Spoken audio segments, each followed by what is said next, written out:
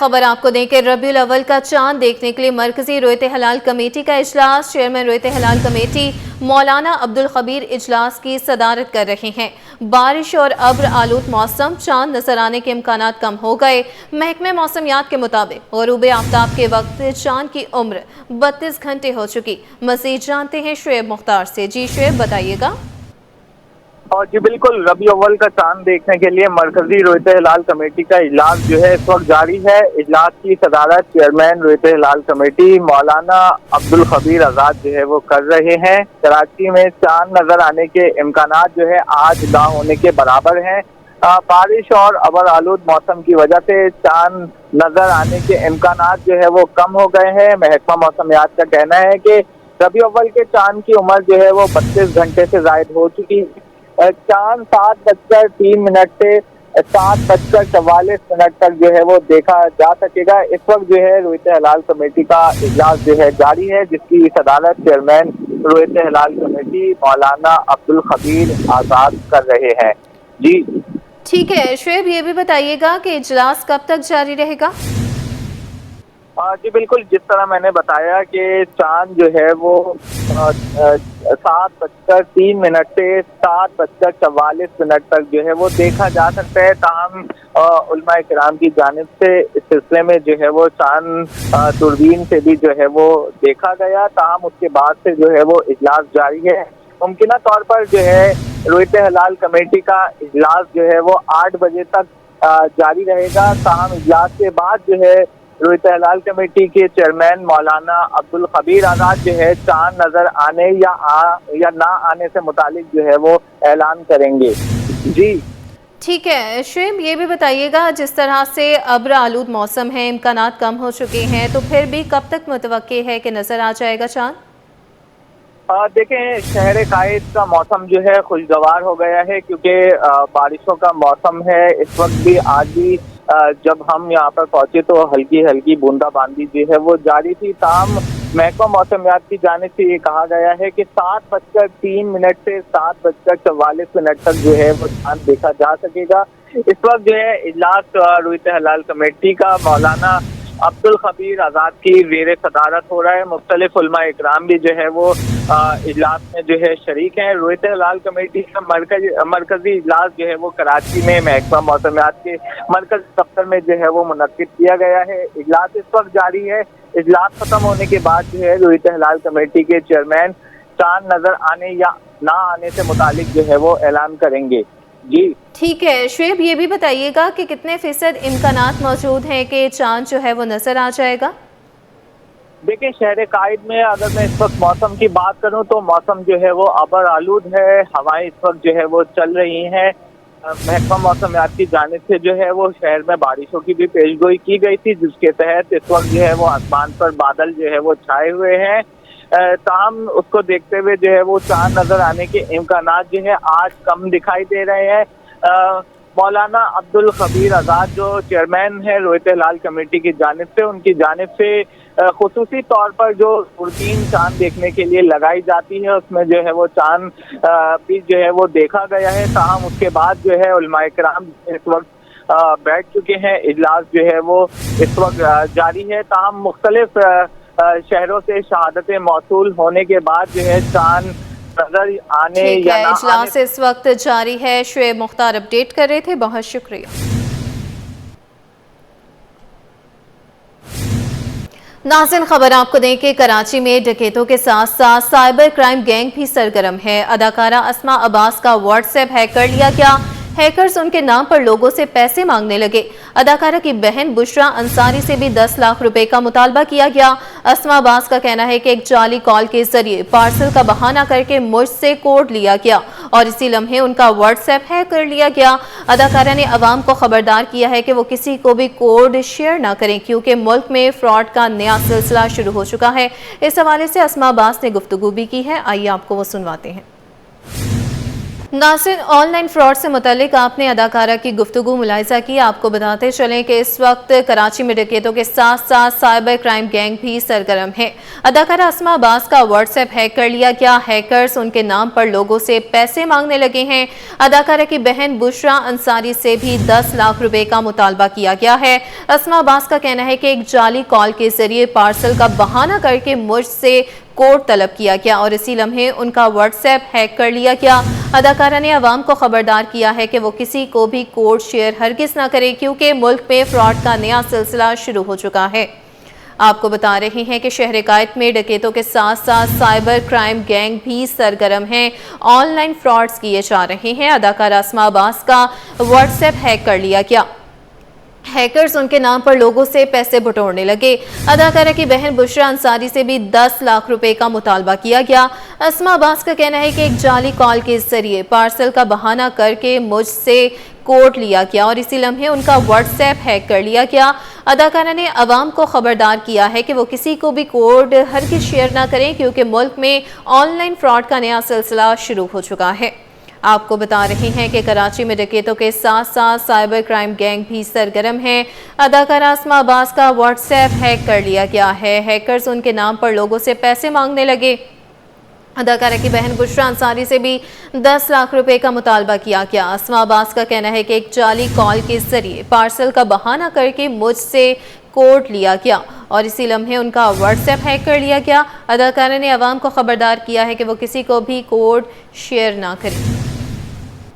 खबर आपको दें कि गुलिस्तान जौहर ब्लॉक 9 पहलवान गोट में हालिया बारिशों के दौरान निजी सोसाइटी की दीवार गिरकर पानी कच्ची आबादी में दाखिल करने का मामला।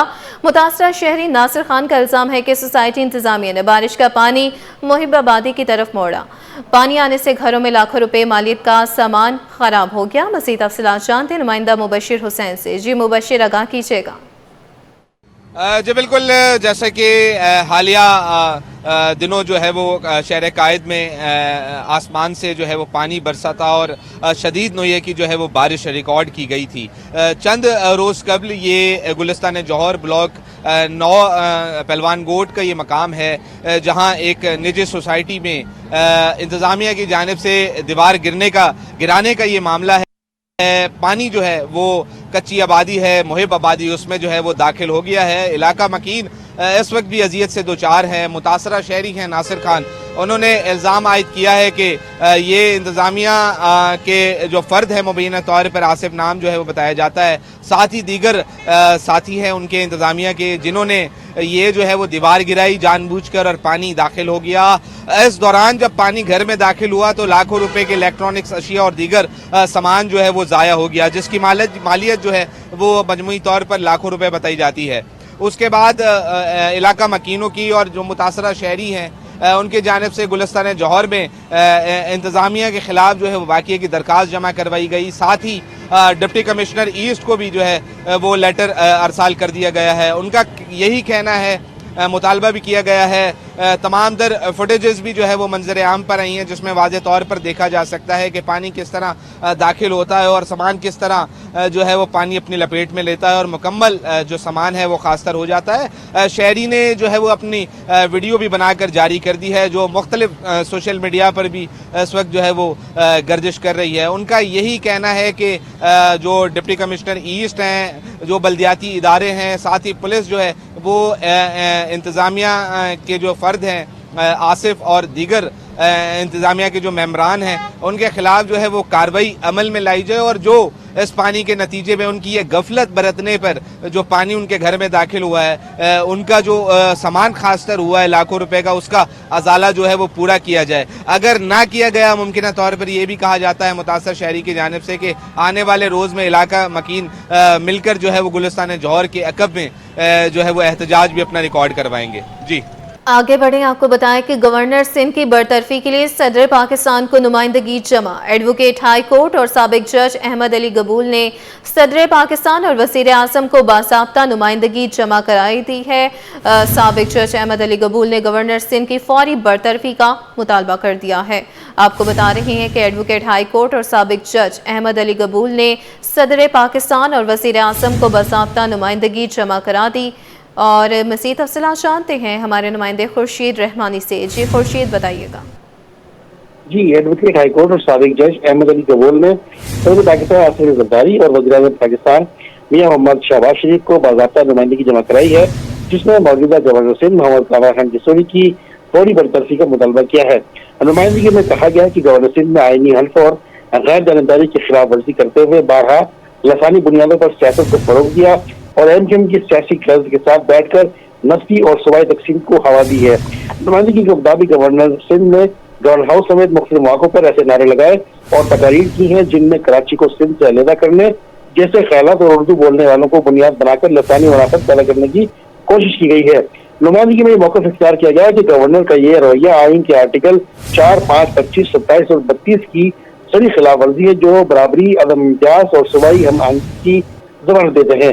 مزید یہ کہا گیا کہ سپریم کورٹ بھی اپنے فیصلوں پر واضح کر چکی ہے کہ ریاستی عہدے کو کسی سیاسی جماعت کے ایجنڈے کے لیے استعمال کرنا غیر آئینی عمل ہے۔ ایڈوکیٹ احمد علی گبول نے صدر پاکستان سے اپیل کی ہے کہ وہ آئین کے آرٹیکل 101(3) کے تحت، جس کے مطابق گورنر صدر کی خوشنودی تک اپنے منصب پر رہ سکتا ہے، گورنر سندھ کو فوری طور پر ہٹا کر اس منصب پر وفاقی اتحاد اور صوبائی ہمآہنگی کی علامت بنایا جائے۔ جی ٹھیک ہے، خورشید رحمانی اپڈیٹ کر رہے تھے، بہت شکریہ۔ خبر آپ کو دیں کہ سبکدوش امریکی قونصل جنرل اسکاٹ اربوم کا کراچی کے باسیوں کے نام الوداع پیغام۔ قونصل جنرل امریکی اسکاٹ اربوم نے کہا کہ کراچی کی حسین یادوں کا امتزاج ہمیشہ یاد رہے گا۔ مزید اس حوالے سے بھی جانیں گے، سید زبیر راشد سے ہمارے ساتھ ہی موجود ہیں۔ جی زبیر، اس حوالے سے بھی آگاہ کیجیے گا۔ بالکل جی، دیکھیں سبکدوش امریکی قونصل جنرل اسکاٹ اربوم کا کراچی کے باسیوں کے نام الوداعی پیغام۔ امریکی قونصل جنرل اسکاٹ اربوم نے کہا کہ کراچی کے باسیوں نے گرم جوشی اور محبت سے مجھے اپنایا۔ کراچی کی رنگ رنگ گلیوں میں پہلی ڈرائیو سے لے کر سندھ کلچر ڈے منانے تک ہر لمحہ جو ہے یہ وہ یادگار رہا۔ نیشنل اسٹیڈیم میں جوش و خروش سے شریک ہونے اور نوجوان رہنماؤں کی نئی نسل سے ملاقات کرنے تک کا سفر یادگار لمحوں سے بھرا ہوا ہے۔ قونصل جنرل امریکہ نے یہ بھی کہا کہ کراچی کے نوجوان ٹیلنٹ سے بھرپور ہے۔ اسکاٹ اربوم نے دونوں ممالک کے درمیان تعلقات کو مزید مضبوط کرنے میں کلیدی کردار ادا کیا۔ امریکی قونصل جنرل نے یہ بھی کہا کہ پاکستان کی بریانی، بہاری کباب اور پکوڑے، اس کا کوئی جواب نہیں۔ دو طرفہ دوستی گرم جوشی اور روح کی عکاسی کرتی ہے۔ ٹھیک ہے، سید زبیر راشد اس حوالے سے اپڈیٹ کر رہے تھے، بہت شکریہ۔ ناظرین، آپ کو بتائیں کہ امریکی قونصل جنرل اسکاٹ اربوم نے الوداعی پیغام میں کیا کہا، آئیے آپ کو دکھاتے ہیں۔ اب بات کر لیتے ہیں عوامی مسائل سے متعلق۔ چینی کے بعد گندم اور آٹے کی قیمتوں میں بھی بڑا اضافہ۔ گندم 55 روپے سے بڑھ کر 72 روپے فی کلو تک پہنچ گئی۔ آٹے کی قیمتوں میں کتنا اضافہ ہوا، کاوش میمن بتا رہے ہیں اپنی اس خصوصی رپورٹ میں۔ مہنگائی سے پریشان شہریوں کو ایک اور زور کا جھٹکا۔ چینی کے بعد گندم اور آٹے کی قیمتوں میں ہوشربا اضافہ۔ ہول سیل مارکیٹ میں 2.5 نمبر آٹا 15 روپے اضافے کے بعد 81 روپے اور فائن آٹا 9 روپے بڑھنے کے بعد 87 روپے فی کلو میں فروخت کیا جا رہا ہے۔ اس سے قبل ہول سیل میں 2.5 نمبر آٹا 66 اور فائن آٹا 78 روپے فی کلو میں دستیاب تھا۔ ریٹیل مارکیٹ میں بھی قیمتوں کا اثر نمایاں طور پر نظر آنے لگا۔ 2.5 نمبر آٹا 6 روپے اور فائن آٹا 8 روپے فی کلو مہنگا ہو گیا۔ ریٹیل میں 2.5 نمبر آٹا 110 روپے اور فائن آٹا 120 روپے فی کلو تک پہنچ گیا۔ Chairman wholesale grocers Abdul Rauf Ibrahim نے حکومت سے مطالبہ کیا ہے کہ گندم اور آٹے کی قیمتوں میں اضافے کا فوری نوٹس لیا جائے۔ ریٹیلرز ایسوسی ایشن کے صدر فرید قریشی کا کہنا ہے کہ بارشوں کی وجہ سے پنجاب سے گندم کی ترسیل متاثر ہوئی۔ کراچی میں فلور ملز نے نرخ بڑھا دیے اور آٹا مزید مہنگا ہو گیا۔ بارشوں کی وجہ سے گندم پنجاب سے آ نہیں رہی ہے، جس کے بعد اب سوال یہ ہوتا ہے کہ کراچی میں ملوں نے ریٹ بڑھا دیے۔ گندم ان کو بھی مہنگی مل رہی ہے اور اسی طرح ریٹ بھی بڑھ رہے ہیں۔ شہریوں کا کہنا ہے کہ مہنگائی نے گھریلو بجٹ تباہ کر دیا ہے۔ بہت زیادہ مہنگائی ہوگی، ریلیف تو ہے ہی نہیں عوام کے لیے، عوام بیچاری رول رہی ہے آٹا چاول چینی بجلی کے پیچھے۔ عوام کا حکومت سے مطالبہ ہے کہ مہنگائی کرنے والوں کے خلاف سخت ایکشن لیا جائے۔ کیمرامین شاہ زیب کے ساتھ کاوش میمن، سٹی 21۔